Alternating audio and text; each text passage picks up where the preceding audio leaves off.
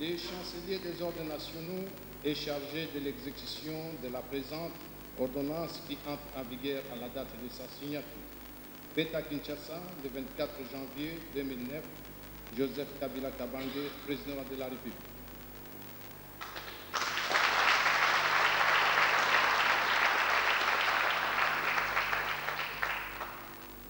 Ordonnance numéro 10/51 du 29 juin 2010 portant admission dans l'ordre national héros nationaux Kabila Lumumba. Le président de la République vit la Constitution, spécialement à ses articles 79, alinéas 3 et 4, 84 et 221, vit tel que modifié et complété à ce jour la loi numéro 009/2002 du 5 août 2002 portant la création de l'ordre national héros nationaux Kabila Lumumba, spécialement à ses articles 2, 3 et 4.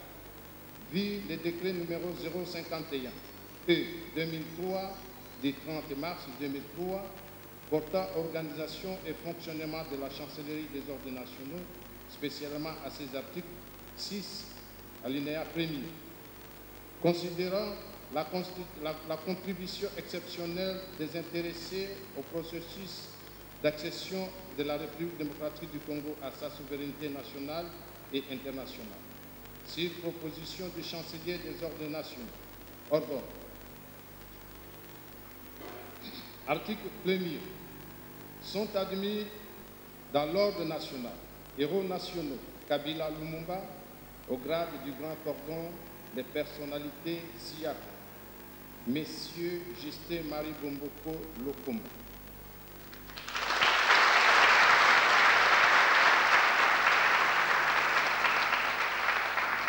Monsieur Marcel Issoukiro,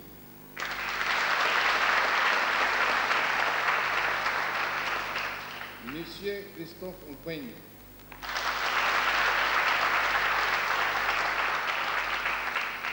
Article 2. Sont admis à titre posthume dans l'ordre national héros nationaux Kabila Lumumba au grade de grand cordon. Monsieur Simon Kimbango,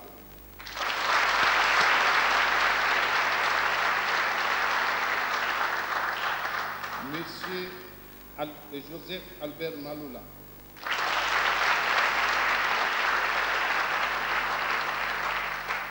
le chancelier des ordres nationaux est chargé de l'exécution de la présente ordonnance qui entre en vigueur à la date de sa signature. Faite à Kinshasa le 29 juin 2010, Joseph Kabila Kabange, président de la République.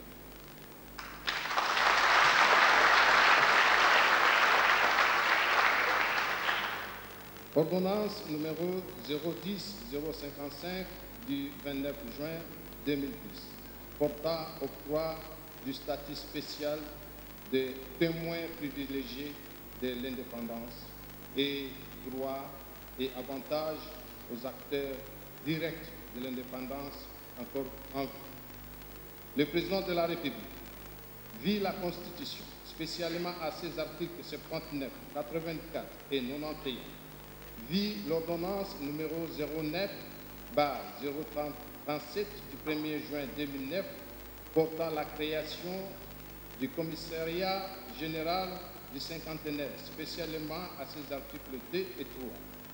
Considérant la célébration de ce 30 juin 2010 du cinquantenaire de l'indépendance de la République démocratique du Congo, considérant le devoir de mémoire qui s'impose en pareille circonstance envers tous ceux qui ont joué les rôles avant-gardistes dans l'accession de la République démocratique du Congo à l'indépendance.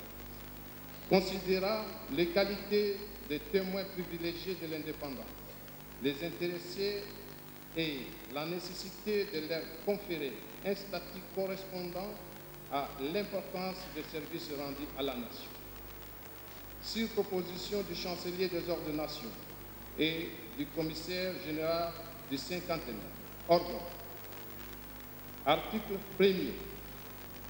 Et conférer le statut spécial de témoin privilégié de l'indépendance aux personnalités ci-après membres du premier gouvernement de la République, M. Antoine Gizenga, Monsieur Justin-Marie Bomboko Lokomba, Monsieur Marcelin Bissou Kiro, Monsieur Christophe Ngwenye. Article 2. Les témoins privilégiés de l'indépendance renseignés au point 2, 3 et 4 de l'article 1er de la présente ordonnance au rang de ministre. Ils bénéficient d'une indemnité mensuelle équivalente aux émoluments dus au ministre en fonction et ont droit à un véhicule, aux soins médicaux, au pays ou à l'étranger, ainsi qu'un passeport diplomatique. Article.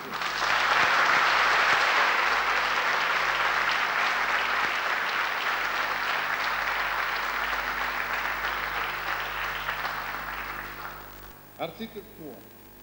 La présente ordonnance entre en vigueur à la date de sa signature, faite à Kinshasa, le 29 juin 2010, Joseph Kabila Kabange, président de la République. Je vous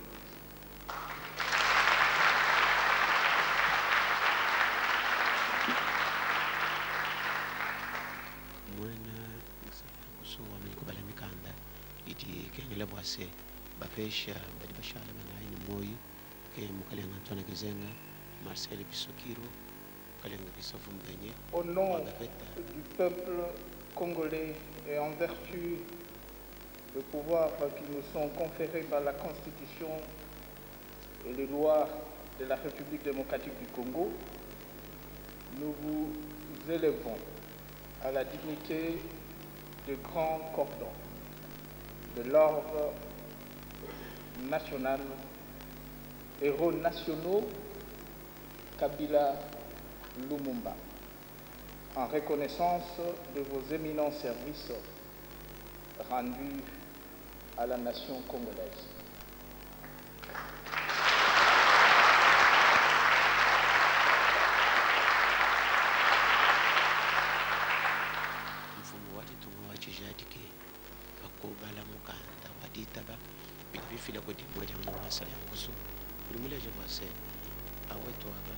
Excellence, Monsieur le Président de la République, avec votre autorisation, le protocole vous invite à procéder à la décoration des pionniers de l'indépendance.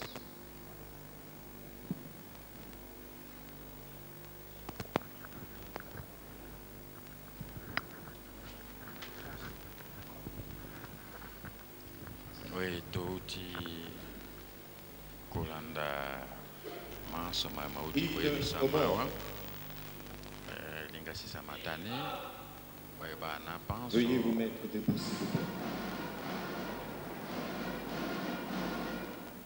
Grand cordon Lingasi Samatane Puis Bandaki Bosunaye, mon président de la République, Lolingi Tozali Komono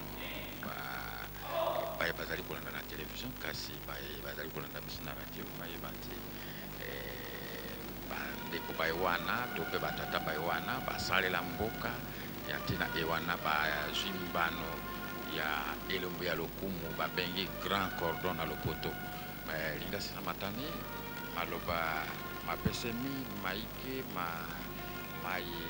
makopesa mpe basusu kasi te bakoka kosalela ekolo na motema moko po te lobi bango bakokozwa mbano ya lolenge basusu bauti bokozwa grand cordon ezali elembo ya lokumu kati ya mboka mpe nsima ya bopesi bango mbano ewana oyo esengeli koyeba te bango bakozwa lifuta to mpe molima ya bango na mosolo mokoki na oyo bakofutaka ministre oyo azali kosala mosala ministre en fonction mpe lisusu bakozwa motuka lisusu soki bapeli to mpe bapeli bakoki kozwa lisalisi na mosolo mwa leta tolanda.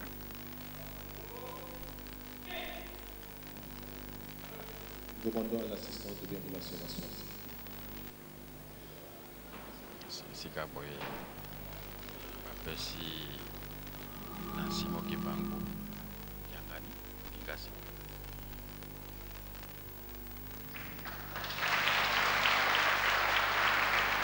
ezalaki ya maloba oyo chancelier alobaki sika nkumu ekolo ololengela ye ya grand cordon ya ordre national héros nationaux Kabila Lumumba Yewana auti kopesa sika ekomi bongo likelemba ya Antoine Kizenga Fundi yepe azali moko ya baye azalaki eleko ya lipanda to pe bonsomi ya ekolo ya biso asali misala ndenge na ekolo pe lobi awa azalaki ministre mokonzi yepe asali mingi mpona mboka na biso azwi mbano nalobaki na bino te mosala ya pamba mosala ya zoba ezali te malamu ekozalaka kaka malamu nakanisi sika ezali likelemba ya Marcel ye azalaki pe ministre na mbulamatari ya Yambo yezalaki okambema na Patrice Emery Lumumba ye pe lokola azwi médaille na ye ya lokumu mpo ya bolakisi te solo azali moko ya baye asungaki ekolo moko ya baye asalaki maso mpo ya bomoi bwa ye bomoni wana Justin Marie Bomboko tata wa lipanda azalaka ministre ya affaires étrangères na mbulamatari ya Yambo mpe mbi misusu melandaki azalaki ministre azalaki kotala makambo boyokani kati ya ekolo ya biso na mpe bikolo bisusu ye mpe azwi mbano ya ye sika Christophe Kwenye Christophe oyo pe asali kati ya mboka boyebi na bola mokombo ewana ebani azwi balata ye ya lokumu pe bazali kolanda biso na etando ya biso eke na nzela ya télévision bapesaki na Monseigneur Mosengo Kambate ezali ya Cardinal Malula boyebi na bola mokombo esengeli bapesa na oyo azali bonkotelemela eyamba na eleko elinga sisamatani ezali se bongo Monseigneur naloba te Mosengo yende ayi kolakisa elongi ya eyamba ya katolika okati ya ekolo ya biso Malula azalaka mokonzi na ntango wana lokola lelo azali na boko te mbano wana ekoti bongo to mpe ekwei na maboko ya eyamba ya katolika oyo mikolo miye ezali kokambema na Monseigneur Laurent Mosengo Passigna. Alors Katendi Zola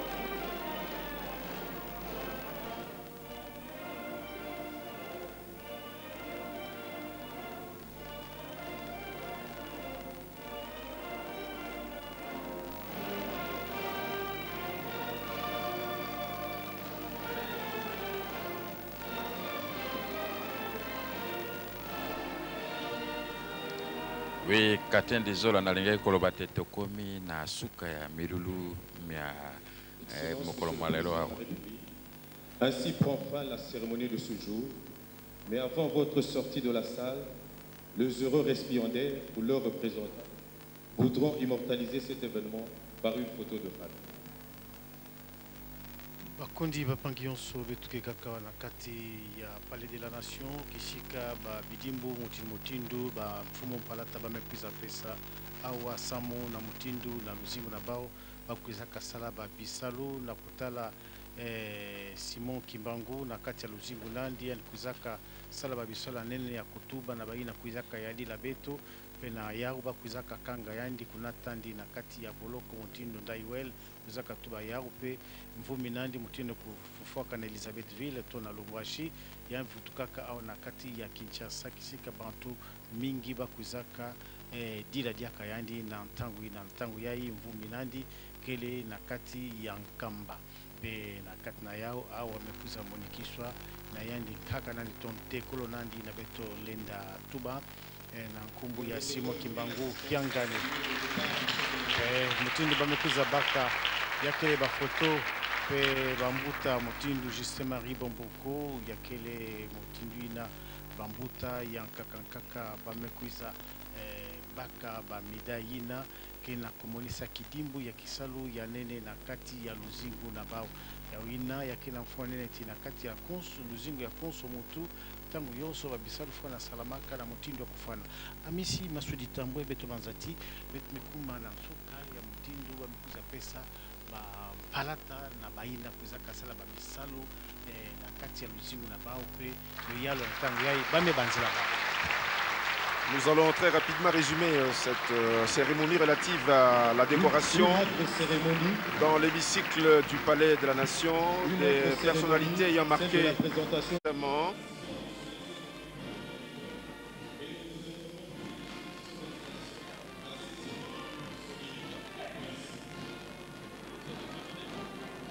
d'Antoine Gizenga Fungi, de Justin Marie Bomboko, Christophe Beignet et Marcel Kisuruo, qui sont donc admis dans l'ordre national héros nationaux Kabila Lumumba, alors que le chef d'État lui-même d'abord avait été décoré par le chancelier des ordres nationaux et admis comme grand cordon.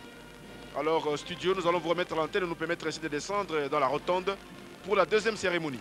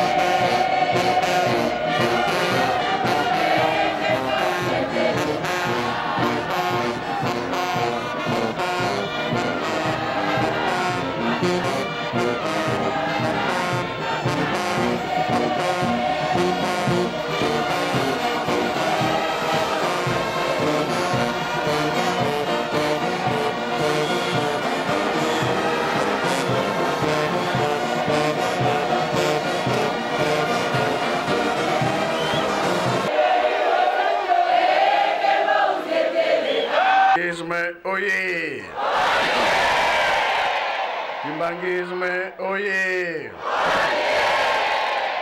Kimbangisme oye!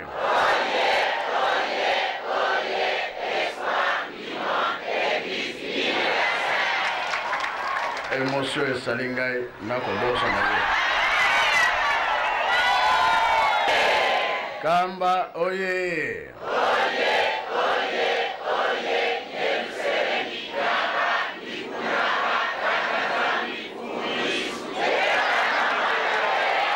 Kinshasa oye! Kinshasa oye! Kinshasa oye! Eunui! Embazi! Urumubia Kului! Yangalala! Esengovi Esengote! Kiese vuka kiese kui. Sai vukan sai kui.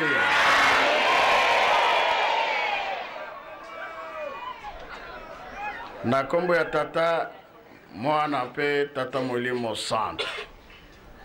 Oyo azwakate asali nini?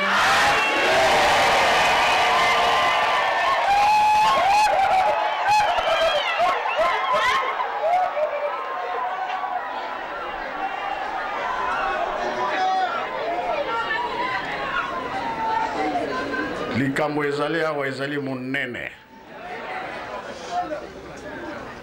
Kuna na kamba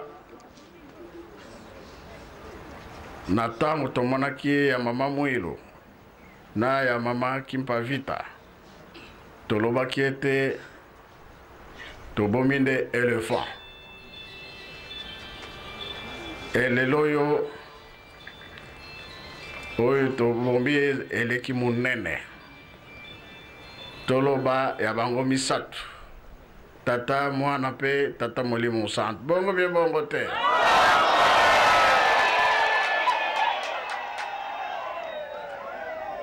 Lelo tokoloba na biso te. Tango tata président, tata Mukonzi, chef de l'État, apesi médaille ngana lobi na ye nazangi likambo ya koloba elekeli ngai nalobi na ye kaka merci mais oyo etikali tokotala yango nsima bongo be bongo te ye mpe alobi merci donc ayebika asali likambo monene na biso bana na ye bana ya tata Simon Kimbangu. Ah, esikanga nazalaki émotion esalaki ngai mpo natali Nzambe akokosaka te. Likambo nyonso eza na ntango nango. Esalami bi esalami te.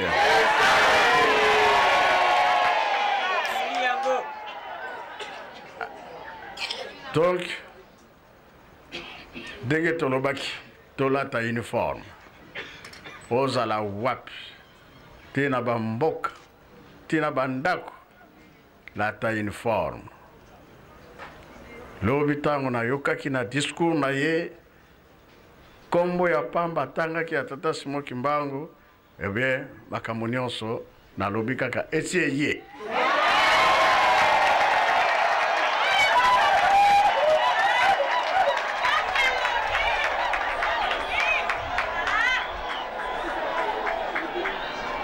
ngana lobi me esika nyonso kimbangiste azali aningani na nkombo wana même kuta aza kimbangiste te alobi oui likambo ekokeli tango bongo bie bongo te oyo alobi tango eningisi mokili tongo ya lelo totuni partout balobi mokili mobimba balandaki biso pe basepelaki mingi kuna na Belgique commentaire pe ezalaki pe basepelaki mingi alors oyo etikali soki lobi te mokolo yenga nde tokosolola malamu topesi longonia topesi merci mingi na bakonzi na biso tosilisi na kombo ya tata mwana pe tata molimo santo amen.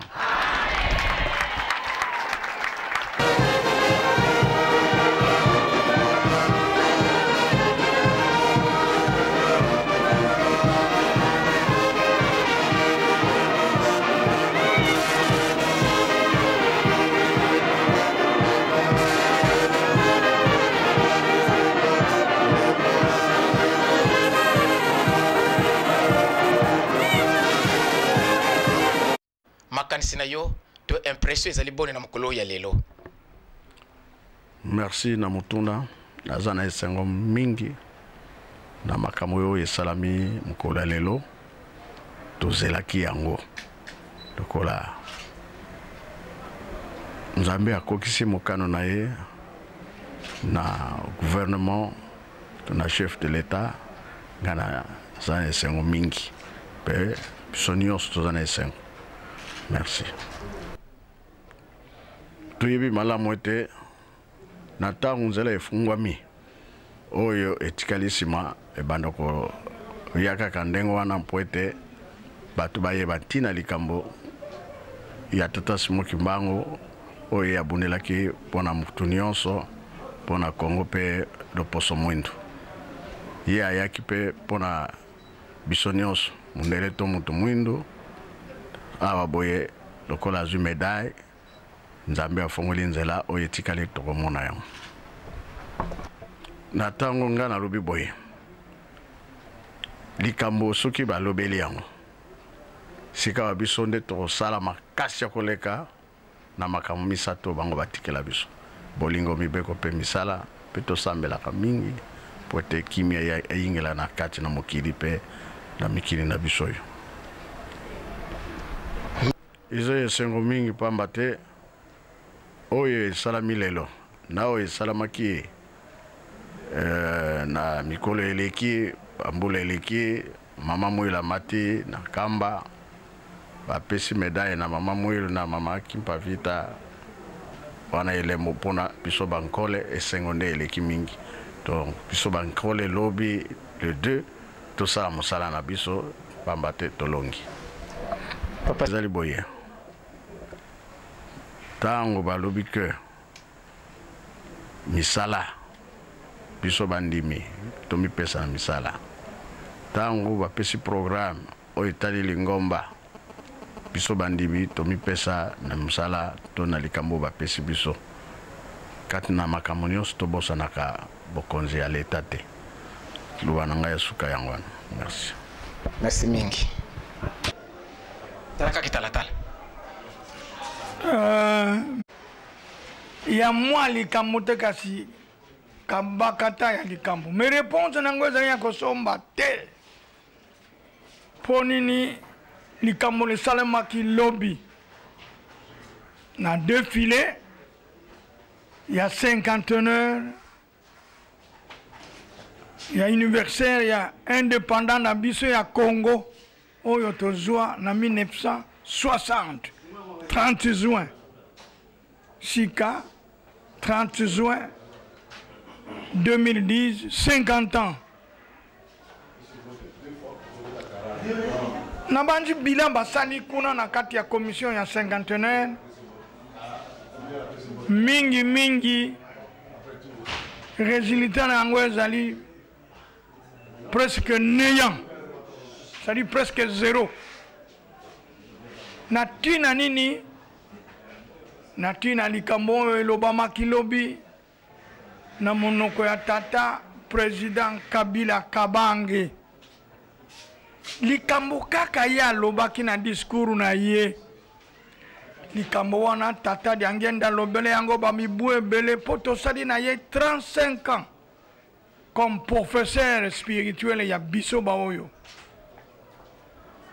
alobi makambo ebele alobeli bakonzi ya mboka makambo ebele balobi mpona kobongisa mboka oyo likambo nyonso oyo amonela yango pasi soko bobosani ye boniati maloba na ye boniati pasi na ye litomba na bino pasi na pasi bokobika te mayele na bino ekokoma bozoba eloko nasengaka bino botombo na kombo ya tata na ngai amonena mokili oyo pasi pe bilaka apesa na mindele ete bokobima mokili ekotikala na bato mwindu bakotambosa yango yo mondele tango ye na mokili oyo okomi muntu mwindu po okosala na muntu mwindu malgré ndimbola ebele apesa bayokela ye te azali koluka makambo mosusu te azaki koluka likambo esalami lelo soki basalaka yango kala ngai na banzi mbele tongo etana kala po papa mfuma mbanza dialunga na kiangani Salomon azalaki ekoloba ete ata butu eyingeli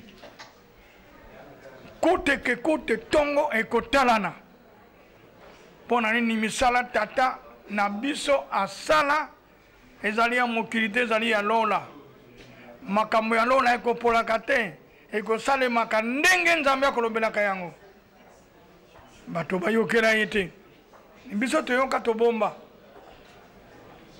mokili na biso emoni pasi bato na mayele na baprofesseur les éminents professeurs batondi wana kasi ata tongana bakongaka kosala yango te mpo toza na maldiction ya oyo amonela biso pasi bayuda basakanaka na Moïse pasi bamona toyebi yango.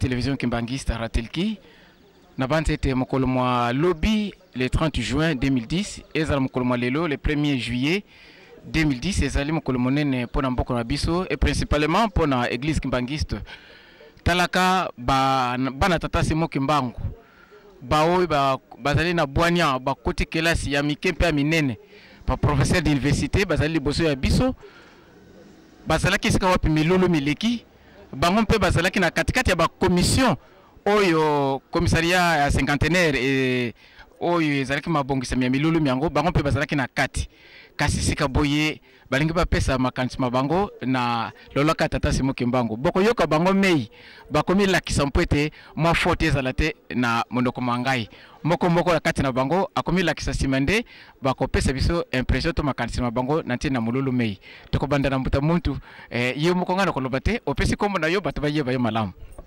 nga kombo na ngeza Elikia Mbokolo lelo eza mokolo moko munene po lobby 30 juin 2010 tout ça qui fête il y a cinquantenaire il y a indépendance il y a Congo lelo pe cérémonie mosusu salami po na ba héros nationaux bino moko boyebi na mbulu eleki 2009 tout ça qui fête awa il y a cinquantenaire ndenge gouvernement colonial a pesa qui reconnaissance officielle il y a église Kimbangiste Nambulo yo ezali sous makambo ya gouvernement colonial te gouvernement belge te eza gouvernement na biso gouvernement ya Congo a lobby siasko nenge na Lumumba na Kabila bakobaki bakero nationaux to bimisa bakombo mosusu ya ba héros nationaux na kombo wana kombo papa Simon Kimbangu ebimi penza baebisi makambo salaki abotamaki wapi na kamba nanenga salaki monaki révélation nanenga salaki ba prophétie na ye nanenge bakangi ye nanenge banyokoli ye ezate okaka pasi ayokaki ezali contribution na ye na libération ya peuple na biso ya Congo na ba peuple nyonso ya mwindo ya ngwana gouvernement na biso président Joseph Kabila a lobby kombo na ye Papa Simon Kimbangu abimi penza lokola précurseur moto abandaki bitumba oyo memaki biso na indépendance nenga lebana to sepeli to ya pe patomona Papa Simon Kimbangu kianga neto bisaye félicitations to sepeli ne makambo eza koleka boye reconnaissance ya mboka na biso mobimba ba monite Papa Simon Kimbangu azaka moto abakimbangiste te aza mokonzi mokolo ya Congo mobimba donc to sepeli mingi tata professeur Elikia Mbokolo soki na landi na mayo ya lobi elingi kolobete bino bato mayele bo sepeli na ndenge bakonzi babiso bamboka bapesi makanisi mana. Oui, biso to sepeli po biso to yebaki yango banda kala to yebaki te papa wana Papa Simon Kimbangu na mokili mobimba bayebi ete bato nyonso bazoloba papa wana alamusi ba peuple ya mwindu alamusi mboka Congo amemi mboka Congo ti na indépendance to yebaki yango kasi lelo likambo esalami eza gouvernement na biso gouvernement ya République démocratique du Congo ye moko a lobby Papa Simon Kimbangu aza héros national eza likambo moko munene to sepeli nango ya wana pe to ye to pesa éminence félicitations na biso.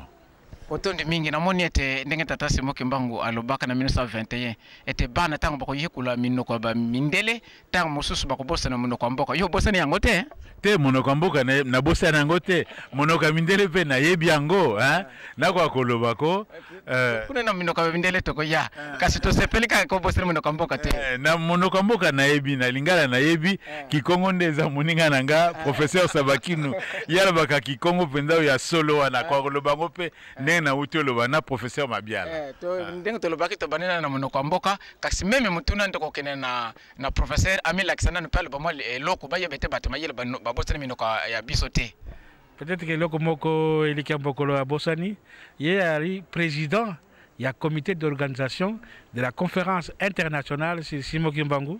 OK, donc sa contribution à la libération de l'homme noir. Le président du comité wana. Donc il y a secrétaire exécutif de la conférence wana internationale. Ngai professeur Sabakinu Kivilu Jacob. Palobe ba pesi témoignage que yo po bosani mo komboka te. Na bosani yango te. Donc tondola nano na maoyo moni. Donc to sepeli mingi pour la reconnaissance ya lelo. Na lobi mona boyoka ki discours du président a pesaki hommage na prophète Simon Kimbangu a pesaki hommage ce bolandi discours na ye président a pesaki hommage et les londe lokola professeur Elikia Mbokolo a lobby ba concrétiser hommage wana nde ba élever Papa Simon Kimbangu na au rang de héros national. Donc c'est une reconnaissance importante. Il faut bailler bango. Et en principe, école non il faut classe non il faut bailler kulango na ba classe. Donc comme na système d'éducation ya mboka na biso. Il faut bâtir la histoire du pays. Pas la classe non de la primaire, nati, secondaire, université, il faut bailler bango. Donc on a aussi lite mususu ekobanda. Mais balite yali mingi. Merci mingi tata professeur Bozali Misato. Te papa. Bina nyo sana moni bobosani moni komboka te.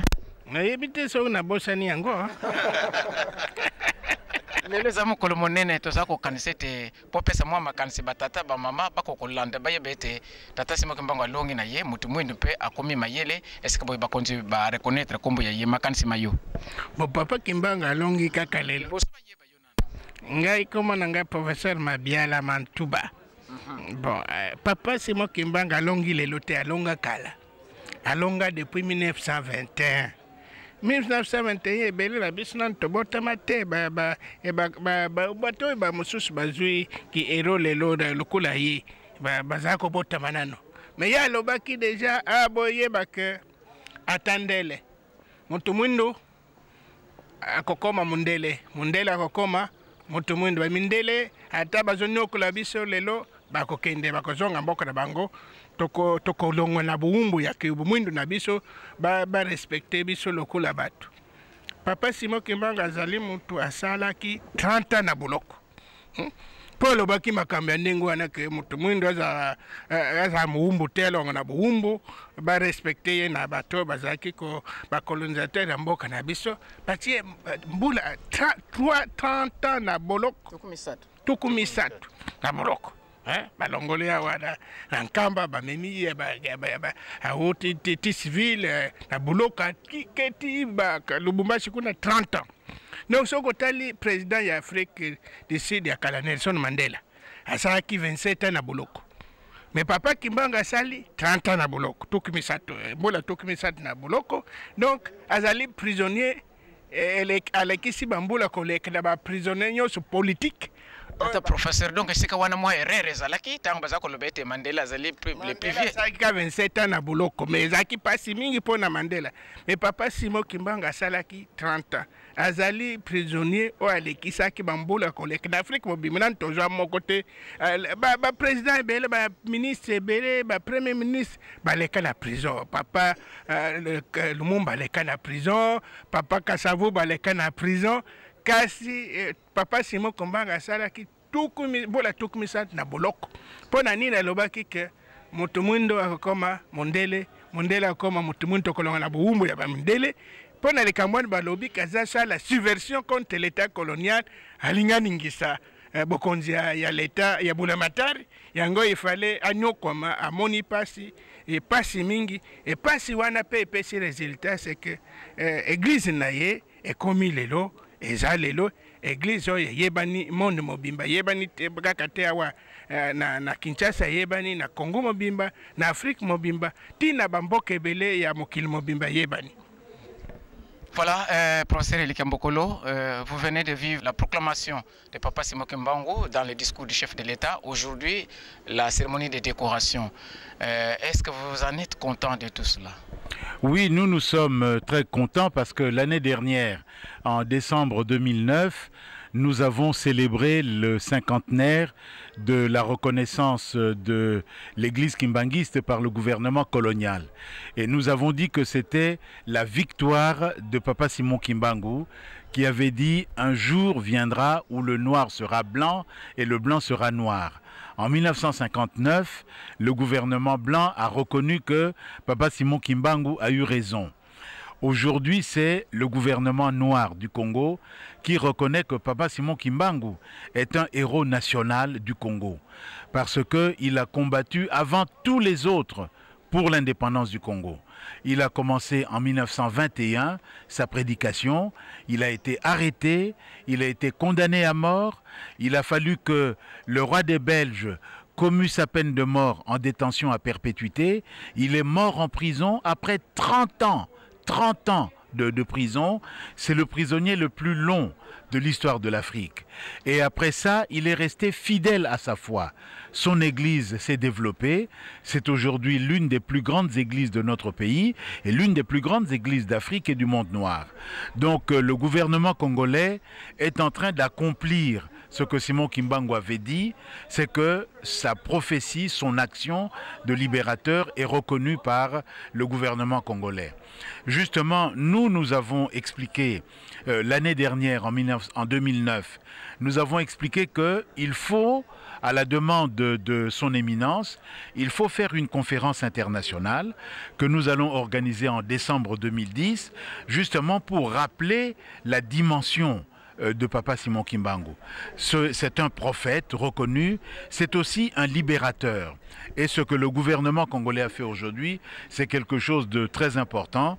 Nous sommes ici les 3 membres du comité scientifique de cette conférence, qui sera une conférence internationale avec des Congolais, des non-Congolais, avec des Noirs, avec des Blancs, des Africains, des Européens, des Américains, des gens de l'Afrique du Nord, du monde arabe, des musulmans, des chrétiens, des kimbanguistes, justement pour montrer que l'œuvre de Papa Simon Kimbangu est véritablement une œuvre grandiose de libération qui continue jusqu'aujourd'hui. Et cette nouvelle donne de la décoration de Papa Simon Kimbangu ne bouscule pas votre agenda dans le cadre de cette conférence? Non, au contraire, il s'inscrit dans notre agenda parce que nous ne savions pas que le gouvernement congolais allait faire ça. Nous avons dit que Papa Simon Kimbangu est un grand libérateur. Et le gouvernement congolais a décidé de l'honorer comme nous le souhaitions. Nous disons merci au gouvernement de la République. Nous disons aussi félicitations à l'église kimbanguiste et à Papa Simon Kimbangu Kiangani qui ont fait ce qu'il fallait, qui ont développé cette église. Merci aussi aux fidèles kimbanguistes qui étaient là-bas très nombreux au Palais de la Nation. Nous avons vu les uniformes vert et blanc, nous avons entendu la fanfare. C'est une église vivante, c'est un acte de libération qui continue jusqu'à aujourd'hui et nous allons montrer en décembre que c'est un moment très important et c'est un personnage très important de l'histoire du Congo, de l'histoire de l'Afrique et de l'histoire du monde noir. Merci.